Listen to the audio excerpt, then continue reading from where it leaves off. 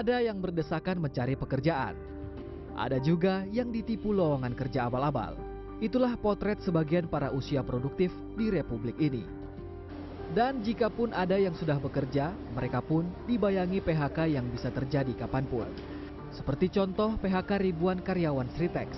Terbaik untukmu. Sempat disebut tidak ada PHK, namun akhirnya perusahaan yang pernah menjadi produsen tekstil nomor 1 di Republik ini menyerah dan melakukan PHK terhadap 10.000 lebih karyawannya pada Februari 2025. Bicara soal orang kehilangan pekerjaan alias di PHK, jumlahnya terus meningkat.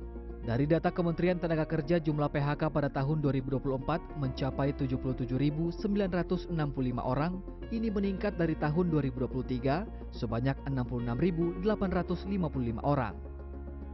Pada tahun 2025 jumlah PHK melonjak lebih tajam. Hanya dalam 1 bulan, yakni di bulan Februari, jumlah orang yang di PHK meningkat 3 kali lipat. Sehingga hanya dalam waktu 2 bulan sebanyak nyaris 22.000 orang kehilangan pekerjaan mereka. Badai PHK yang terus terjadi sejak tahun 2024 menjadi ancaman tersendiri bagi ekonomi Indonesia.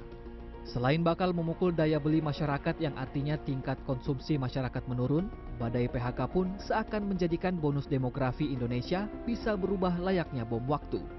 Saat ini usia produktif masyarakat Indonesia mendominasi. Dari data Badan Pusat Statistik Indonesia yang dirilis tahun 2021, jumlah penduduk Indonesia yang berada di usia produktif, yakni di usia 15 hingga 64 tahun, mencapai 70% lebih atau sekitar 189 juta orang. Jumlah usia produktif yang begitu besar, jika tanpa diikuti penciptaan lapangan pekerjaan, maka bisa menjadi masalah. Ekonom Muhammad Faisal yang juga Direktur Eksekutif KOR menyebut, masalah PHK dan penciptaan lapangan pekerjaan saat ini bukan lagi masalah regional, tapi menjadi masalah nasional. Faisal pun mengingatkan pemerintah untuk mengutamakan penggunaan anggaran negara yang bertujuan penciptaan lapangan pekerjaan. Lihatnya memang ini permasalahan lintas regional, bahkan ini sebetulnya permasalahan nasional ini ya.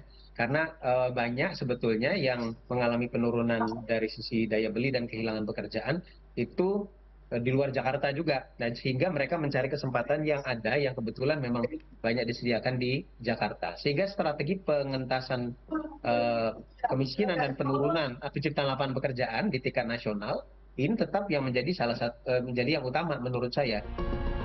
Merespons soal badai PHK, pemerintah melalui Menteri Tenaga Kerja Yasserli pada 23 April lalu menyebut pemerintah akan membuat Satgas PHK.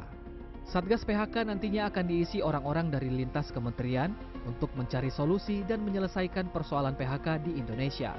Menko Perekonomian Erlangga Hartarto pada Senin 28 April usai bertemu Presiden Prabowo di Istana Negara menyebut Satgas Perluasan Kesempatan Kerja dan Mitigasi PHK telah siap dirilis. Tim Liputan CNN Indonesia.